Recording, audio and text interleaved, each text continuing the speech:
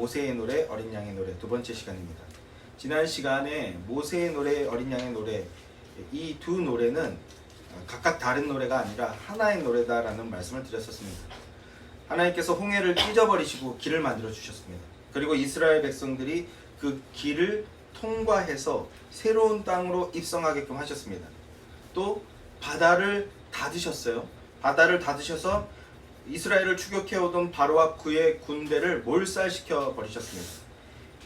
이스라엘은 이 모든 과정을 몸으로 경험하였고 눈으로 목격하였습니다. 이스라엘 백성들은 놀라운 구원의 역사를 체험한 것이고 바로의 최강 군대가 몰살되는 장면, 즉 대적 원수의 파멸을 목격한 겁니다. 이 모든 것을 경험한 모세와 이스라엘 백성들이 감탄 속에서 하나님께 찬양을 올려드리는 것, 그것이 모세의 노래이자 어린 양의 노래라는 겁니다. 이스라엘의 출애굽 사건 그리고 홍해 도하 사건은 교회의 영적 출애굽을 예표하는 것이다 라는 말씀을 드렸어요. 즉 예수 그리스도의 십자가의 사건으로 인하여 교회가 얻게 되는 구원 사건을 미리 힌트에서 보여준 말씀이다 라는 것이었고요. 요한계시록에서 불이 섞인 유리바다 앞에서 어린 양의 노래를 불렀다라는 것은 이스라엘 백성들, 즉 교회가 그리스도의 구원 역사를 찬양한 것이다 라는 사실을 확증해 주는 것이었습니다. 성도 여러분, 우리는 성경이 오직 예수 그리스도에 대해서 증언하는 책이다라는 사실을 이 사실을 명심하고 명심해야 됩니다. 요한복음 5장 39절 말씀입니다. 너희가 성경에서 영생을 얻는 줄 생각하고 성경을 연구하거니와 이 성경이 곧 내게 대하여 증언하는 것이니라, 이렇게 예수님이 말씀하셨습니다. 유대인들은요, 성경대로 믿고 성경을 열심히 실천하면 영생을 얻게 된다고 생각했어요. 이것은 절반은 맞고 절반 틀린 내용인데, 왜 그러냐면 이들은 그래서 성경을 열심히 연구했습니다. 성경의 본질이 뭐냐, 본 의도가 뭐냐, 이런 것들에 집중한 것이 아니라 성경의 표면적인, 표피적인 내용에 집중한 겁니다. 그래서 성경이 말씀하고자 한 본 의도는 외면한 채 자신들의 지성, 육신적인 지성과 지혜와 수고와 노력으로 영생을 획득해내겠다, 영생을 획득해내고 영생을 쟁취해내겠다라고 생각했던 거예요. 그래서 그들은 하나님의 율법을 자신들 마음대로 변개했습니다. 자신들 마음대로 인간적인 실력으로 지켜낼 수 있게 그렇게 유리하게 613가지로 율법을 세분화해서 지켜놓고서는 우리는 주의 말씀을 다 지켰다, 이렇게 너스레를 떤 겁니다. 그런데 하나님은요, 그런 것들에 속지 않으십니다. 예수님께서는 유대인들의 그런 모습을 보고 친히 말씀하신 겁니다. 성경을 연구하고 율법을 잘 개발해서 그것들을 열심히 실천한다고 해서 너희가 영생을 얻게 되는 것이 아니다. 이 성경은 그런 것을 가르쳐주는 책이 아니라 이 성경은 나에 대하여서 예수 그리스도에 대해서 증언하는 책이다라는 사실을 믿고 기억해야 된다고 친히 말씀해 주셨던 겁니다. 예수님을 믿어야 구원을 얻고 예수님을 믿어야 거듭나게 된다라는 것을 말씀하는 책이라는 겁니다. 성도는요, 이 믿음 위에 서야 됩니다. 성경 66권이 오직 예수 그리스도에 대해서 증언하고 예수 그리스도께서 하신 일을, 교회를 사랑하심과 교회를 구원하심에 대해서 말씀하고 있다라는 이 믿음 위에 세워져야 참 그리스도인이 되는 겁니다. 출애굽기의 모세의 노래와 요한계시록의 어린 양의 노래는 바로 하나님이 행해 주신 구원 역사, 이것이 얼마나 크고 놀라운가, 이 크고 놀랍고 기이한 하나님의 구속하심에 대해서 찬양하는 노래라는 겁니다. 그러니까 우리 구원받은 성도들이 불러야 하는 노래인 거예요. 그래서 지난 시간에는 이 구속의 노래에 대해 나누기 위해서 먼저 요한계시록을 중점적으로 살펴보았었습니다. 불이 섞인 유리 바닷가 앞에서 짐승과 그의 우상과 그의 이름의 수를 이기고 벗어난 자들, 이들이 어린 양의 노래를 불렀다라고 말씀합니다. 짐승과 그의 우상과 그의 이름의 수를 이기고 벗어난 자들, 이건 교회를 말씀하는 거잖아요. 교회. 그들이 이겼다. 그들이 벗어났다라고 합니다. 그리스도의 교회가 승리했다라는 거예요. 그래서 요한계시록을요, 승리의 책이라고 말합니다. 그러면 무엇을 승리했는가? 승리했다라고 하는데 승리한 게 뭔가? 이스라엘이 애굽과 바로의 속박에서 벗어났듯이 그리스도의 교회는 죄의 속박에서 벗어났다는 거예요. 죄의 속박에서 벗어났다. 죄의 통치에서 벗어났다라는 것입니다. 죄의 속박에서 벗어나 자유자가 되었다. 이것이 우리의 구원이고 이것이 교회의 승리라는 겁니다. 그런데 그 승리의 근거가 뭔가? 수정같이 맑은 바다에 불이 섞였다라고 하는데요. 이 불이 뭐라고 말씀드렸어요? 불세례, 불심판이라고 말씀드렸잖아요. 우리 주님 예수 그리스도의 십자가 사건을 말씀하는 거예요. 십자가 위에 대속의 피가 흘려졌습니다. 그 대속으로 말미암아 죄의 파멸이 일어났고 새로운 삶, 영적인 삶을 시작하게 되었다. 이것이 우리의 구원이고 이것이 어린 양의 노래이고 이것이 교회의 승리라는 겁니다. 승리라는 겁니다. 교회는 예수 그리스도의 십자가로 말미암아 구원 얻었고 승리하였다. 이것을 말씀하고 있는 거라고요. 이스라엘이 홍해 바다를 건너고 이긴 자들이 유리 바다를 건넜다는 것은 이스라엘이 홍해 바다를 건넜고 이긴 자들이 유리 바다를 건넜다는 것은 우리를 억누르던 그 죄의 파멸이 일어난 것이라고요. 죄의 노예로 살던 육신적인 삶이 끝난 것이고 이제 우리는 전혀 새로운 삶, 영적인 삶을 살아드릴 수 있는 존재가 되었다. 영적인 삶이 시작되었다라는 것을 말하는 것이고 노래하는 것이다라는 겁니다. 이것이 예수 그리스도의 십자가의 능력입니다. 자, 지난주에는 요한계시록 말씀을 통해서 복음의 핵심을 전반적으로 살펴보았었습니다. 오늘은 출애굽기, 모세의 노래를 중점적으로 살펴보는 것을 통해서 복음의 내용들을 어떠한 것인지 조금 더 깊이 상세하게 상고해 보도록 하겠습니다.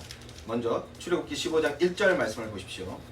이때에 모세와 이스라엘 자손이 이 노래로 여호와께 노래하니 일렀으되 내가 여호와를 찬송하리니 그는 높고 영화로우시며 말과 그 탄 자를 바다에 던지셨음이로다. 아멘. 자, 이때에라고 합니다. 이때가 어떤 때입니까? 출애굽기 14장 31절 말씀을 보면요, 이스라엘이 여호와께서 애굽 사람들에게 행하신 그 큰 능력을 보았으므로 백성이 여호와를 경외하며 여호와와 그의 종 모세를 믿었더라 라고 합니다. 이때란 이 놀라운 기적을 체험한 홍해 사건 직후를 말하는 거예요. 바다를 여셔서 길을 만들어 그들을 새 땅으로 인도하시는 것을 직접 경험한 직후이고요. 여호와께서 애굽 사람들에게 행하신 그 큰 능력을 보았다.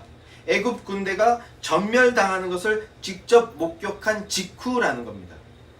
이때란 압도적인 하나님의 그 어미하심, 권능, 그것을 직접 체험하고 직접 목격한 직후라는 겁니다. 그런데 조금 더 이 상황을 살펴본다면요, 14장 4절부터 12절의 내용을 좀 더 이해해야 됩니다. 14장 4절부터 12절 말씀입니다. 눈으로 쫓아오시기 바랍니다. 내가 바로의 마음을 완악하게 한즉 바로가 그들의 뒤를 따르니 내가 그와 그의 온 군대로 말미암아 영광을 얻어 애굽 사람들이 나를 여호와인 줄 알게 하리라 하시매 우리가 그대로 행하니라. 그 백성이 도망한 사실이 애굽 왕 바로에게 알려지매 바로와 그의 신하들이 그 백성에 대하여 마음이 변하여 이르되 우리가 어찌 이같이 하여 이스라엘을 우리의 섬김에서 보내었는가 하고 바로가 곧 그의 병거를 갖추고 그 백성을 데리러 갈새 애굽을 탈출한 이스라엘 백성들을 다시 찾으러 가겠다는 것이죠. 선발된 병거 600대와 애굽의 모든 병거를 동원하니 지휘관들이 다 거느렸더라. 여호와께서 애굽 왕 바로의 마음을 완악하게 하셨으므로 그가 이스라엘 자손의 뒤를 따르니 이스라엘 자손이 담대히 나아갔습니다. 이스라엘 백성들이 지금 자신만만하게 가고 있었다라는 겁니다. 담대히 나아갔다라는 것은요. 그런데 애굽 사람들과 바로의 말들, 병거들과 그 마병과 그 군대가 그들의 뒤를 따라 바알스본 맞은편 비하이롯 곁 해변 그들이 장막 침대에 마치니라. 앞에 읽지 않았지만요, 이 장소가 이스라엘이 행군하다가 홍해 바다 때문에 잠시 머물러 있는 장소입니다. 거기에까지 이제 뒤쫓아 왔다라는 거예요. 10절 말씀입니다. 바로가 가까이 올 때에 이스라엘 자손이 눈을 들어 본즉 애굽 사람들이 자기들 뒤에 이른지라. 이스라엘 자손이 심히 발작적이다 이런 뉘앙스예요. 심히 두려워하여 여호와께 부르짖고 그들이 또 모세에게 이르되 애굽에 매장지가 없어서 당신이 우리를 이끌어내어 이 광야에서 죽게 하느냐? 어찌하여 당신이 우리를 애굽에서 이끌어내어 우리에게 이같이 하느냐? 애굽에서 우리가 죽었어야 됐는데 너 때문에 지금 엄한 데 와서 지금 죽게 됐다라는 이상한 말을 하고 있는 거예요. 우리가 애굽에서 당신에게 이른 말이 이것이 아니냐? 이르기를 우리를 내버려두라. 우리가 애굽 사람을 섬길 것이라 하지 아니하더냐? 애굽 사람을 섬기는 것이 광야에서 죽는 것보다 낫겠노라. 지금 심히 발적적인 상황에 빠져가지고 우리가 애굽에서 노예 상태에 머물러 있었던 게 더 좋았다. 우리가 노예 생활이나 하다가 죽는 게 더 좋았는데 왜 굳이 우리를 여기로 끌고 나와서 지금 이 엄한 곳에서 우리를 죽게 만드느냐. 거기서 죽게 놔두지 왜 여기서 죽게 하느냐 하는 지금 약간 정신 나간 소리를 하고 있는 겁니다. 바로의 군대가 엄청난 전투태세를 갖추고 뒤쫓아오는 것을 눈을 들어 본즉이라고 해요. 눈으로 바라보게 되었다라는 거예요. 이 눈이 문제입니다. 특별히 선발된 애굽의 병거, 오늘날로 치면 전차겠죠. 전차 600대에다가 특별히 선발된 전차예요. 그리고 애굽 전역에 있던 애굽을 지키는 군대들의 병거, 모든 병거들을 총동원해서 지금 홍해 바다 앞에 총출동시켰다라고 하는 겁니다. 이 어마무시하고 살벌한 광경을 이스라엘 백성들이 두 눈으로 목격하자 이스라엘 백성들은 어떻게 되는 겁니까? 공황 상태에 빠지는 거예요. 즉시 공황 상태에 빠진 거예요. 아직 대적 애굽이 저만치 멀리 있는데 그것을 눈으로 보자마자 바로 지금 발작 증세를 일으키듯이 두려워하면서 공황 상태에 빠졌다라는 겁니다. 공황 상태에 빠져서 하나님의 놀라운 은혜, 이것들을 깡그리 망각한 채 잘 살고 있던 우리를 왜 끌고 나왔냐? 애굽에서 노예 생활하다가 죽게 만들지 왜 끌고 나왔냐? 이런 발작 증세를 보이고 있는 거예요. 출애굽 직후입니다. 영적으로 말하면요, 구원받은 직후, 거듭난 직후라는 거예요. 아직 영적으로 미숙한 상태다라고 말할 수 있는 겁니다. 그런 상황에서 어려움이 닥치자 극도의 두려움에 빠져서 언제 담대했느냐 하는 듯이 공포에 휩싸여 있는 겁니다. 아직 영적으로 미숙한 이스라엘 백성들은 눈을 들어 애굽 군대를 보자 심히 두려워하였다. 공포감에 휩싸여 공황 상태에 빠졌다 합니다. 이는 상황과 환경을 여전히 육적인 눈으로 바라보고 육적인 판단으로 생각하고 있다는 거예요. 영적인 사람이 되었는데. 출애굽이란 구원이고요. 구원이란 그리스도를 머리로 하는 영적인 사람이 되었다라는 뜻입니다. 다시 태어났다라는 거예요. 구원받은 사람, 성도는 영적인 눈으로 세상을 바라보는 사람들입니다. 이스라엘 백성들은 애굽에서 10가지 재앙을 경험했어요. 하나님께서 10가지 재앙을 통해서 이스라엘을 파멸시키는 걸 눈으로 직접 보고 경험했습니다. 우리 하나님이 세상의 힘, 세상의 신들과는 급이 다른 존재다. 세상의 신에게는 없는 진정한 권능을 가지신 분이 바로 우리 하나님이시다라는 것을 목격하고 경험했습니다. 그렇다면 이스라엘은 바다에 가로막혀 있고 뒤에는 원수가 쫓아오고 있는, 자기를 죽이려고 하고 있는 이런 상황에서 그래서 금방이라도 죽을 것 같은 이런 상황 속에서도 하나님을 찾고 하나님을 바라봐야 되는 거예요. 권능의 하나님께서 언제나처럼 우리를 또 구원해 주실 것이다. 이렇게 하나님을 믿음으로 바라봐야 되는데, 그런데 갓 출애굽한, 갓 거듭난 이스라엘 백성들은 그 일에 아직 서툴렀던 겁니다. 이 갓 출애굽한 상태, 갓 거듭난 상태로 이스라엘 백성들이 몇 년을 지냈습니까? 갓 출애굽했다고 해서 횟수가 1년, 2년이라는 얘기가 아니에요. 40년 됐는데도 갓 출애굽한 상태, 갓 거듭난 상태로 머물 수 있다는 걸 이스라엘 백성들을 통해서 보여주고 있는 겁니다. 이때 이 갓 출애굽한 상태에서 두려워 벌벌 떨면서 하나님을 부정하고 거부하는 이런 모습을 보여주는 이때에 중보자의 예표인 모세가 뭐라고 합니까? 14장 13절 말씀. 모세가 백성에게 이르되 너희는 두려워하지 말고 가만히 서서 여호와께서 오늘 너희를 위하여 행하시는 구원을 보라. 여호와께서 행하시는 구원을 보라. 하나님을 보라. 믿음의 눈으로 하나님을 보라. 이렇게 얘기하는 겁니다. 너희가 오늘 본 애굽 사람을 영원히 다시 보지 아니하리라. 여호와께서 너희를 위하여 싸우시리니 너희는 가만히 있을지어다. 이 구절을 오늘 설교의 맥락에서 벗어나서 이 구절을 노란 형광펜으로 아주 진하게 칠해놓으세요. 서서 구원을 보라. 너희는 가만히 있을지어다. 왜요? 하나님이 하실 것이니까. 구원을 보라. 믿음의 눈으로 하나님을 바라보라. 나를 바라보라. 전능하신 하나님만 바라보라. 너희를 구원하신 하나님이 너희의 구원을 또 이루실 것이다. 또 이루시고 또 이루시고 또 이루실 것이다. 이것을 보라. 그리고 무슨 일이 일어납니까? 앞길을 가로막고 있는, 이게 어떤 뉘앙스예요? 전진했다가는 빠져 죽기 되는 그런 상황이라는 거예요. 내가 이렇게 가도 죽고 저렇게 가도 죽는다, 이런 상황이라는 겁니다. 이스라엘 백성들이 보고 판단하고 있는 상황이에요. 빠져 죽을 것만 같은 그 바다가 어떻게 됩니까? 열립니다. 찢어져 버리는 겁니다. 바다가 찢어지고 마른 땅이 나오는 겁니다. 뿐만 아니라 내가 빠져 죽을 것만 같았던 그 바다에 나를 죽이려고 했던, 나를 치고 죽이려 했던 대적 원수가 파멸되는 것을 목격하게 되는 겁니다. 하나님의 압도적인 능력을 또 한 번 경험하는 거예요.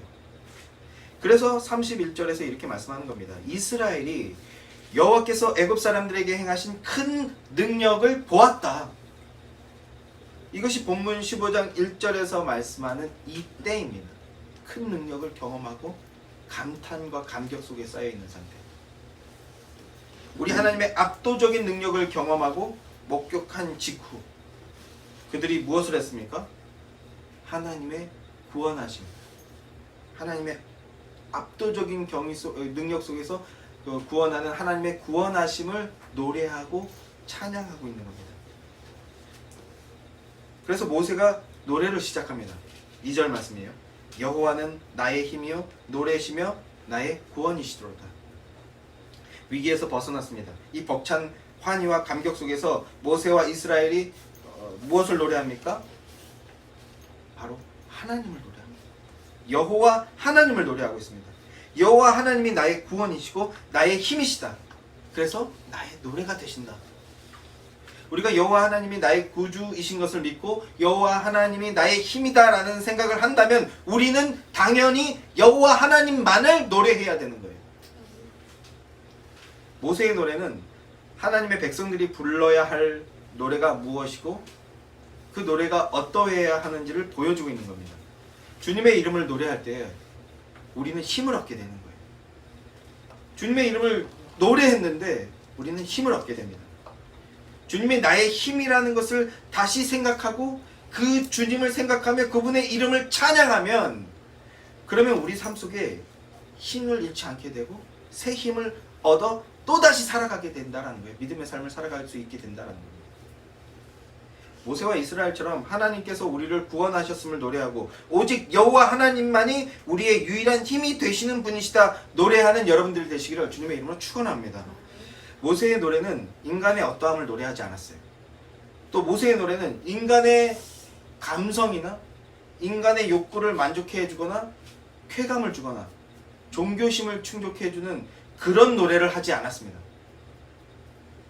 모세의 노래는 오직 하나님만 향하고 있고 하나님의 행하심만을 노래하고 있습니다. 구원을 노래하고 있는 거예요. 구원의 감사를 노래하고 있는 거예요.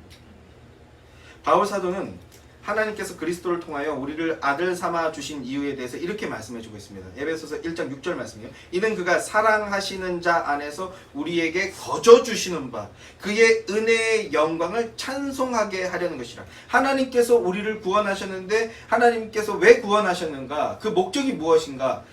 바로 우리가 은혜를 찬송하게 하기 위한 것이라. 하나님의 은혜와 하나님의 영광을 찬양하게 하는 것. 그게 구원의 목적이랍니다. 우리가 구원받은 이유나 목적이 내 행복, 내 만족, 내 평안을 위해서다라고 생각합니다. 내가 잘 되는 것에 초점이 맞춰져 있어요. 그런데 성경은요, 그런 얘기를 1도 하지 않습니다. 전혀 하지 않아요. 우리가 잘 먹고 잘 살게 하기 위해서 구원했다, 이런 말씀을 전혀 하지 않고 있습니다. 오히려 하나님의 영광을 위해서, 하나님의 은혜를 찬양하게 하기 위해서 구원하셨다라고 말씀합니다. 교회는 찬양을 참 많이 하죠. 그래서 요즘은 불교가 교회를 엄청 열심히 카피하잖아요. 이게 장사가 잘 된다고 생각하는 거예요. 지극히 마귀적인 사고인데, 물론 그런 마귀적인 사고는 교회 안에서도 역사하고 있습니다. 어쨌든 교회는 참 많이 찬양합니다. 오늘날 엉터리 찬양이 넘쳐나고 있는 것이 영적 현실이지만, 그래서 그게 큰 문제이지만, 어쨌든 교회는 찬양합니다. 노래합니다. 수시로 노래합니다.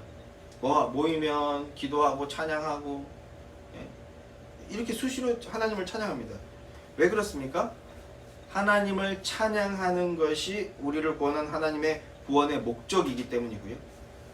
구원받은 교회는 하나님을 찬양하는 것이 의무이기 때문에 그렇습니다. 은혜 안에서 그 거룩한 의무를 이행하는 거예요. 이런 찬양이 있죠.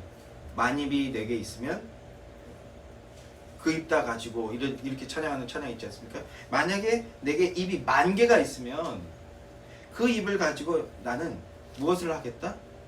내 구주 주신 은총을 늘 찬송하겠다. 내 구주 구원의 은혜를 늘 찬송하겠다. 옛날에, 요새 이제 한물 가서 엄청 망가지고 있는 헐리우드 배우 중에 조니 뎁이라는 배우가 있어요. 지금 엉망진창으로 살고 있는 것 같은데, 뭐 이혼 문제 때문에 지금 소송하고 막. 근데 그 사람이 젊었을 때 이런 얘기를 했어요. 그래서 엄청난 대단한 인터뷰인 줄 알았는데, 어렸을 때 저는 인터뷰 읽는 걸 보고 읽는 걸 좋아하니까, 나는 입이 3개였으면 좋겠다. 와, 이 배우가 입이 왜 저런 얘기를 하지? 나는 입이 3개였으면 좋겠다. 왜 그런 말 하는지 아세요? 자기가 담배를 너무 좋아한대. 근데 입 한 번에 한 가지밖에 못 피는 게 너무 아깝대. 그래서 한 입이 3개 정도 돼서 한 번에 3개, 4개 막 이렇게 폈으면 좋겠다고. 인간성의 어느 부분이 파괴되는 거죠. 그런데 교회는, 성도는 뭐라고 고백합니까? 내게 입이 10,000개였으면 좋겠다. 왜요? 그 10,000개의 입으로 구주의 주신 은총을 찬양하기 위해서. 이게 교회의 노래입니다. 이게 구원받은 사람의 마음가짐인 겁니다. 모세는요, 다른 노래 하지 않았습니다. 오직 하나님만 찬양했고, 하나님의 행하신 일만 찬양한 겁니다. 그러면 우리는 어떻게 해야 됩니까? 어떤 찬양을 해야 하는 걸까요? 하나님이 우리의 구주이신데, 여전히 우리는요, 내 현실, 내 상황, 내 형편에만 몰두하며 힘없는 찬양을 하기가 일쑤입니다. 홍해를 건넌 이스라엘 백성들은요, 그렇게 하지 않았다. 오직 하나님만 찬양했습니다. 우리가 구원 얻은 성도라면 모세와 같이 우리 하나님의 행해주신 크고 놀라운 일, 나 같은 죄인을 주의 자녀 삼아주신 그 압도적인 권능과 그 하나님의 사랑, 그 하나님만 찬양해야 하는 겁니다. 그러면 모세는 오직 여호와 하나님과 그분의 일하심만을 찬양했다, 노래했다고 하는데, 그 내용이 무엇일까요? 모세의 노래, 어린 양의 노래는 구원의 노래라고요. 하나님께서는 오늘 너희를 위하여 행하시는 구원을 보라, 이렇게 말씀하셨습니다. 애굽 사람을 영원히 다시 보지 못하리라, 이렇게 말씀하셨다고요. 이스라엘의 눈앞에 구원이 무엇인지 보여주신 후에 구원을 노래하게 만드신 겁니다. 그러면 그것이 우리와 무슨 상관이 있는가? 하나님께서는 홍해의 바닷가에서 애굽 군대가 몰살되는 것을 보여주셨다고요. 애굽 군대의 몰살은 대적 원수의 파멸인 겁니다. 파멸을 말씀하는 겁니다. 그러나 동시에 바닷가에서 몰살 당하는 것은요, 무엇을 얘기하는 것이냐면, 대적 원수의 파멸이 우리에게 무엇을 말씀하는 것이냐 하면, 거듭나기 전에 내 옛자, 죄악된 내 본성이 그 바닷가에 몰살되는 거예요. 애굽의 파멸을 통해, 몰살을 통해서 내 옛자도 저렇게 그 바닷속에 수장된다라는 걸 보여주시는 겁니다. 계시록에서 수정같이 맑은 바닷가에 불이 임했다라고 말씀했죠. 불이 섞인 유리바다가 되었다라고요. 그리고 그 불은 불심판을 말씀한다고 말씀드렸죠. 불심판. 불심판이란 거듭나지 못한 자에게, 거듭나지 못한 나에게 내 죄악된 본성에 불의 심판이 임했다라는 겁니다. 이기적이고 더럽고 추악한 내 본성에 불심판이 임한 거예요. 그러자 어떤 일이 벌어지는 겁니까? 내 죄가 불타버리는 겁니다. 불에 타서 소멸되어 버리는 겁니다. 불심판이 십자가 사건이라고 말씀드렸잖아요. 예수 그리스도께서 내 죄를 대신해서 십자가를 지시고 대속의 죽음을 당하셨습니다. 그 십자가를 바라볼 때 그 십자가의 첫 번째 음성은요, 그 죄는 네 죄다. 너의 죄를 대신하기 위해서 죄 없는 내 아들 예수가 죽는 것이다. 이 어마어마한 정죄의 압박감이 밀려오는 겁니다. 그런데 그 십자가를 믿음으로 바라보면요, 이어지는 두 번째 음성은 뭡니까? 나를 통해 고백되어지는 하나님의 음성. 맞습니다, 주님. 그 죄는 내 죄입니다. 나 같은 자를 살리기 위해서, 나의 죄를 대신 하시기 위해서 하나님이신 예수님이 대신 죽어주셨습니다. 이 십자가의 참뜻을 믿음으로 고백하게 되는 겁니다. 그리고 노래하게 되는 겁니다. 하나님은 창세전부터 나를 사랑하셨구나. 하나님은 그 사랑의 성취를 위해서 신실하게 역사하셨구나. 그렇게 하나님 사랑과 그 사랑에 대한 하나님의 신실하심을 깨닫고 노래하게 되는 겁니다. 그게 홍해 사건이고, 홍해 사건을 노래한 모세의 노래인 겁니다. 지난주에 홍해 바다를 건너는 사건을 사도 바울은 고린도전서에서 세례다라고 말씀했죠.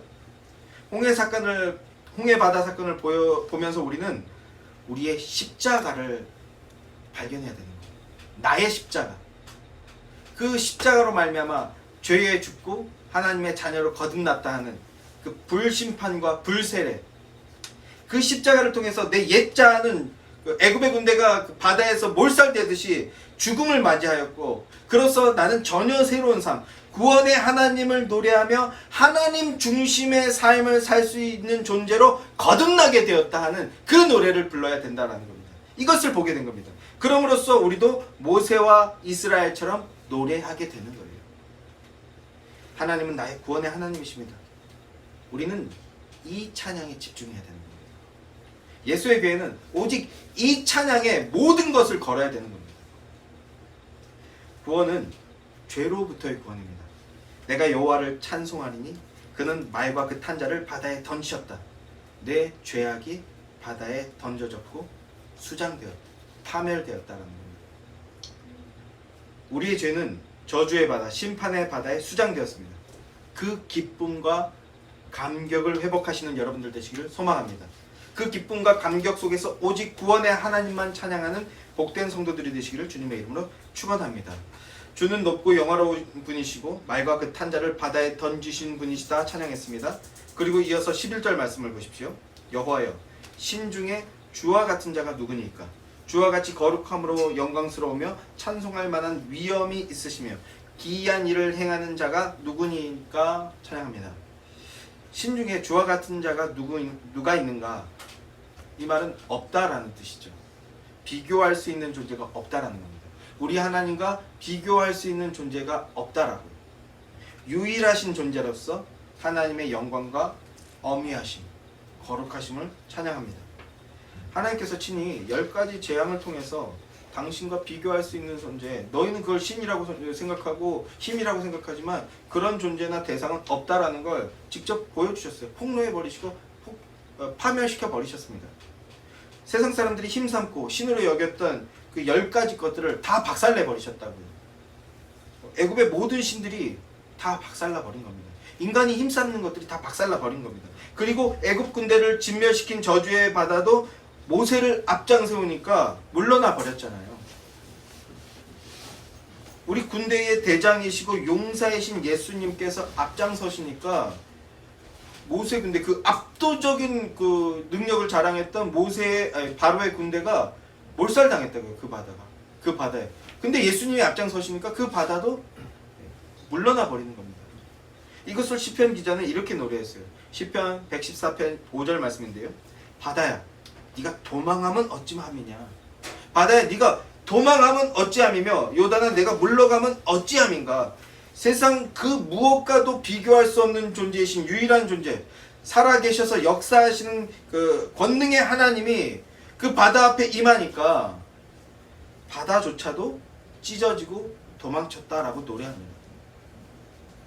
그런데 우리는 그 하나님을 망각하거나 그 하나님을 깊이 묵상하지 못하고 있는 것 같습니다. 바다조차도 물러나 버렸던 그 하나님을 묵상하지 않고 홍해 그 바다를 경험하기 이전의 이스라엘처럼 자꾸 과거로 되돌아가고 죄의 본성으로 돌아가서 세상을 묵상하고 살아있지 않는 존재, 죽은 힘을 묵상하는 것 같습니다. 그러나 지금 이 시간 성령님의 은혜로 우리는 되돌려야 합니다.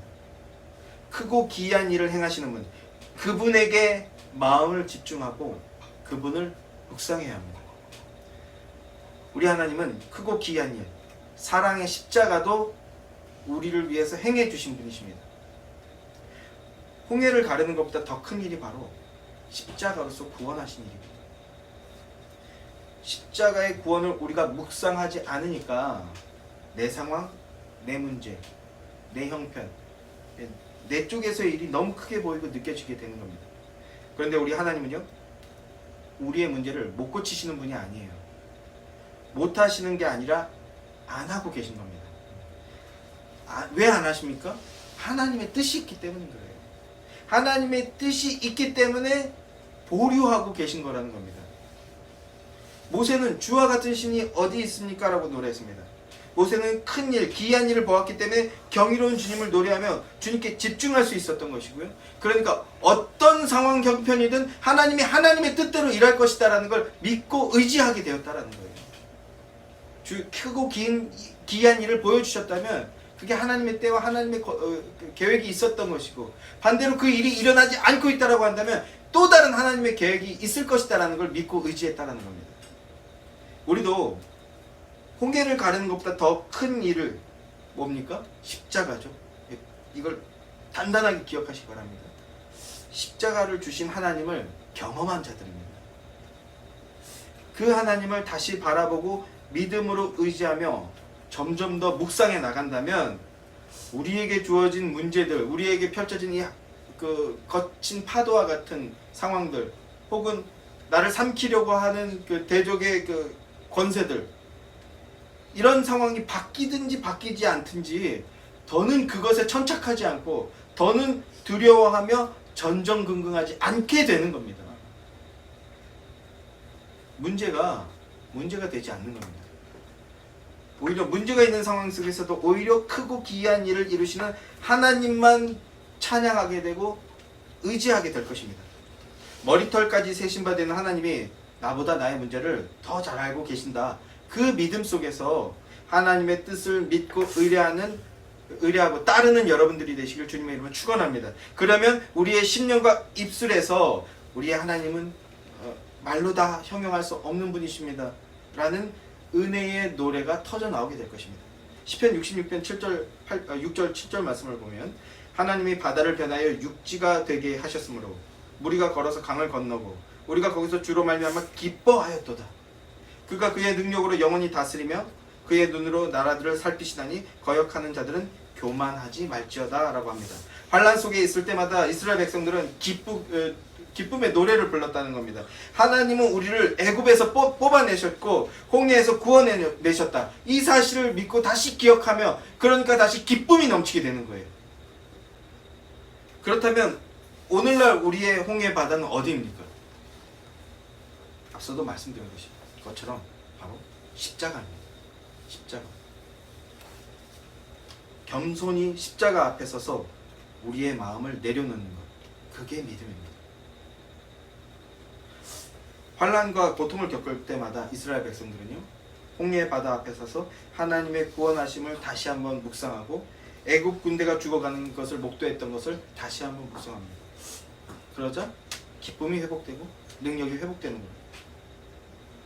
우리도 십자가 앞에 서서 주의 구원하심과 역사하심을 다시 한번 목도해야 됩니다.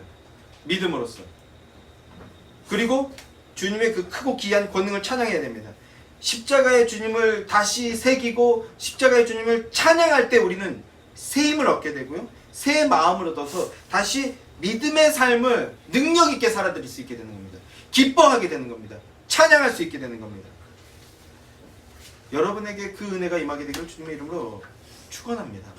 그러면 십자가의 권능이 우리에게 어떻게 나타나고 적용될 것인가? 13절 말씀을 보십시오. 십자가의 권능이 어떻게 나타나게 되는가? 주의 인자하심으로 라고 합니다. 주의 인자하심으로 주께서 구속하신 백성을 인도하시되 주의 힘으로 그들을 주의 거룩한 처소에 들어가게 하시나이다 라고 합니다. 우리를 주의 거룩한 처소가 되게 만들고 주의 성소가 되게 만들고 주의 거룩한 처소로 들어가게 만드신다라고 말씀하는데, 그 능력이 어디에서부터 나오느냐? 주님의 인자하심, 주님의 인자하심이 이스라엘을 인도하고 있다라고 말씀하는 겁니다. 그렇게 함으로써 처소에 들어가게 하고 성소가 되게 하신다라고 말씀합니다. 성도의 힘이 어디에서 나오느냐? 성도의 힘이 무엇인가?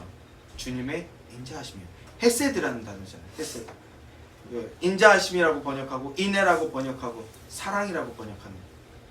그러니까 주의 사랑, 주의 인애, 주의 인자하심, 주의 헤세드가 우리의 능력이라는 거예요. 하나님의 권능이 어디에서 나왔다고요? 하나님의 인자하심에서 나온다고요. 헤세드. 그러면 하나님의 인자하심의 근원은 뭡니까? 능력의 근원이죠. 그게 무엇입니까? 바로 어린 양의 피입니다. 대신 흘려지는 어린 양의 피, 십자가죠. 십자가는 헤세드, 하나님의 인자하심이면서 동시에 하나님의 힘이 되는 겁니다. 모세와 이스라엘은 유월절 어린 양을 생각하며 노래를 하는 겁니다. 유월절에 잡았던 그 어린 양은 그저 짐승 한 마리가 아니라 하나님께서 자기 아들을 대속물로 주실 것이다 라는 것을 믿는 믿음이었다라는 거예요. 이스라엘은 그것을 약속으로 바라보며 노래하고 있는 겁니다. 베드로전서 3장 18절에서 사도 베드로는 이렇게 말씀합니다. 그리스도께서 단번에 죄를 위하여 죽으사 의인으로서 불의한 자를 대신하셨으니 이는 우리를 하나님 앞으로 인도하여 하심이라. 육체로는 죽임을 당하시고 영으로는 살리심을 받으셨으니 라고 합니다. 그리스도께서 죽으셔서 하나님으로 앞으로 교회를 인도하신다고 고백하는 겁니다. 모세의 노래를 부르고 있는 거죠. 하나님은 인자하심으로써 교회는 거룩한 처소에 들어가게 된다라는 거예요. 그 인자하심이란 어린 양의 피, 대속의 십자가다라는 거예요. 하나님은 당신의 아들을 내어주시는 헤세드, 인자하심을 통해서 홍해를 가르셨고 그 이후에도 인자하심으로써 그들을 인도하셔서 결국에는 하나님의 처소로 들어가게 하신다는 겁니다. 새 예루살렘이요, 영원한 천성, 거기까지 들어가게 하신다는 겁니다. 이스라엘은요, 믿음으로 먼저 바라보고 찬양했던 겁니다. 이 일들을. 그게 모세의 노래고 성도가 불러야 할 노래인 거예요. 성도가 영원한 처소까지 중단 없이 갈 수 있게 되는 힘, 즉 온전한 믿음의 삶을 살아드리고 온전한 예배의 삶을 살아드릴 수 있게 되는 힘이 무엇이냐? 바로 주님의 인자하심, 헤세드, 이 사랑을 묵상할 때라는 겁니다. 십자가를 묵상할 때 성도는 힘이 생긴다는 겁니다.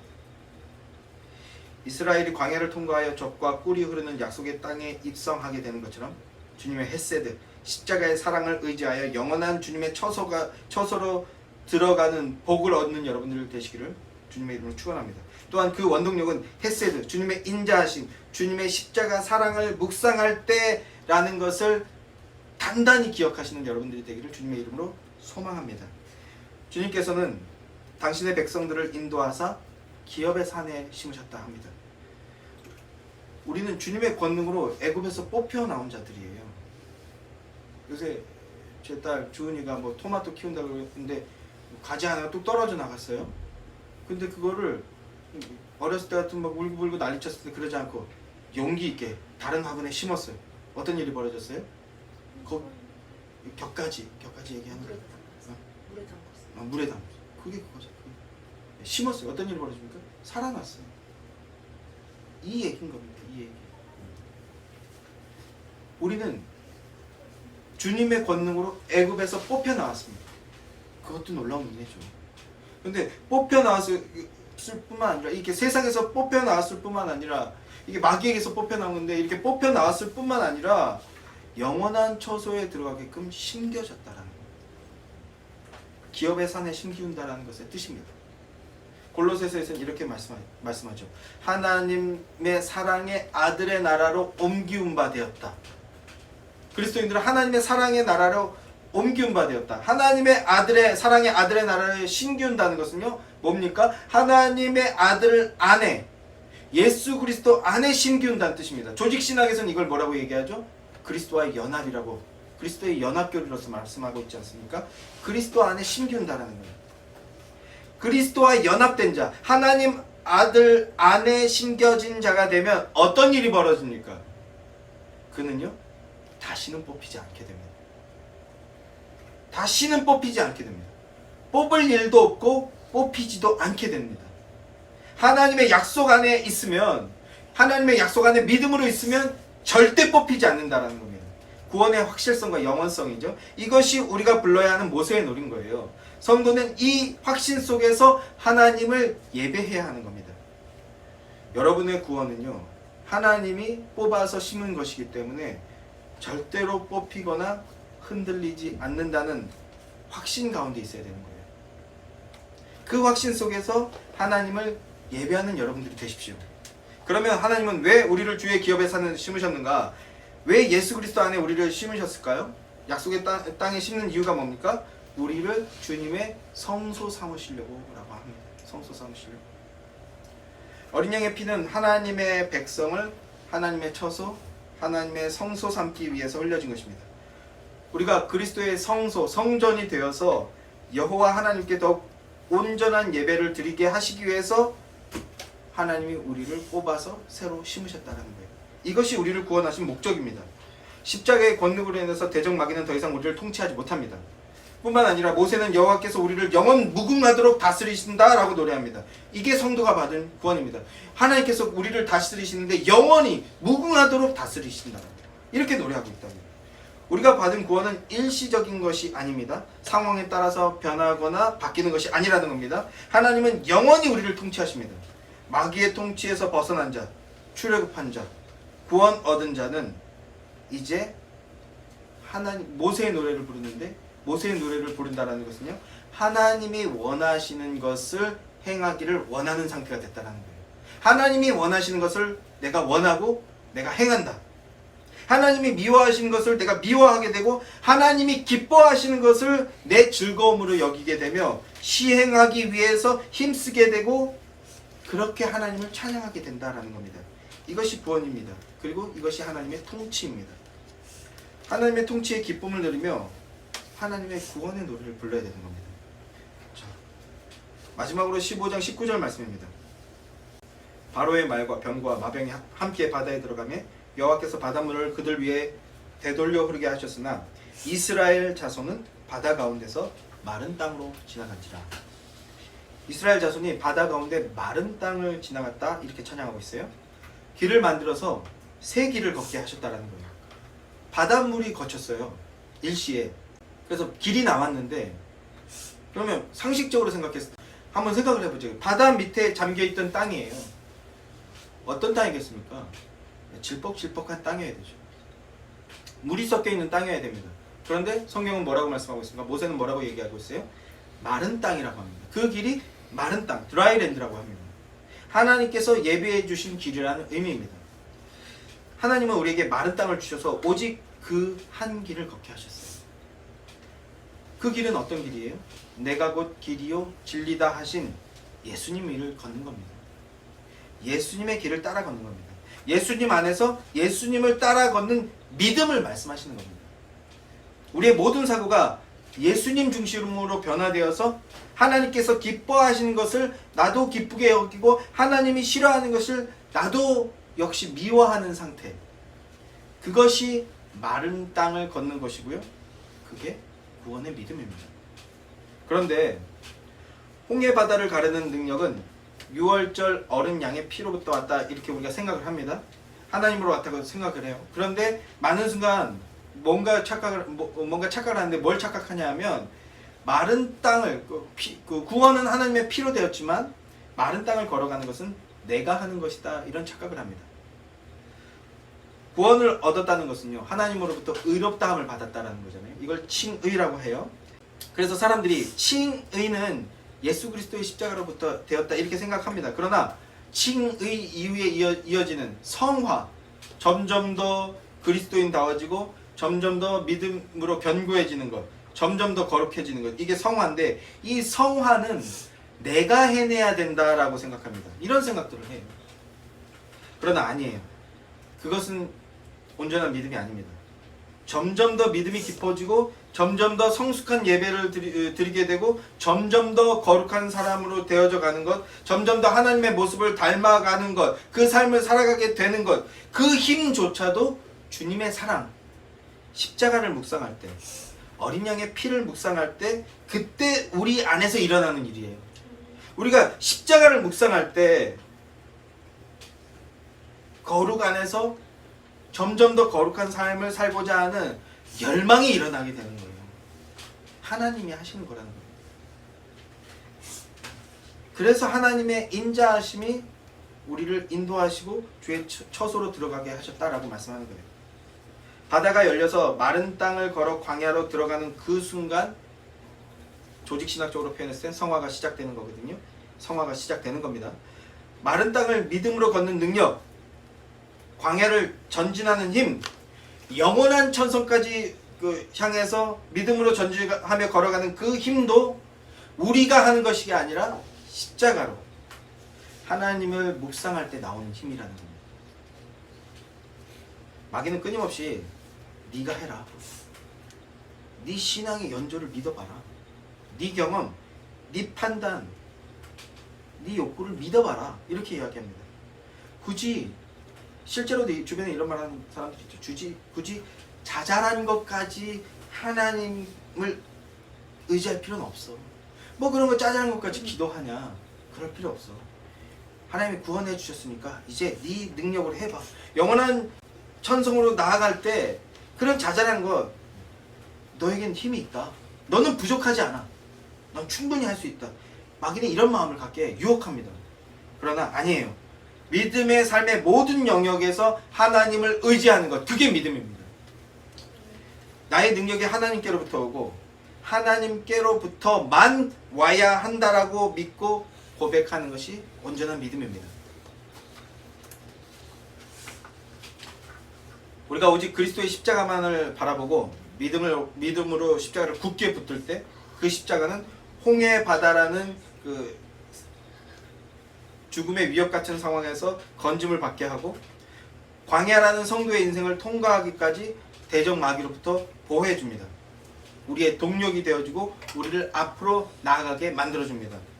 성화란 십자가로서 옛 자아를 버리고 그리스도와 같은 모습으로 살아가게 되는 것을 성화라고 하죠. 성화는 하나님의 사랑의 증거인 십자가를 바라볼 때 성숙되어지는 것이 성화입니다.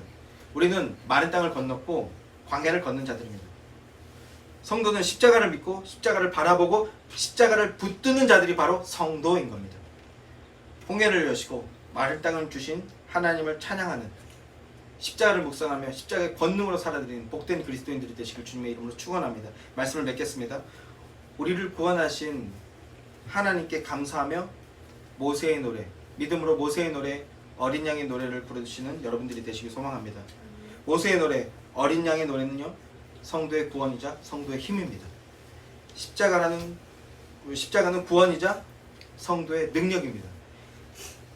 이 십자가를 붙들고 구원의 삶, 능력의 삶을 사는, 십자가의 묵상을 통하여서 참된 믿음의 삶을 사는 능력 있는 여러분들, 능력 있는 그리스도인들 되시기를 주님의 이름으로 축원합니다.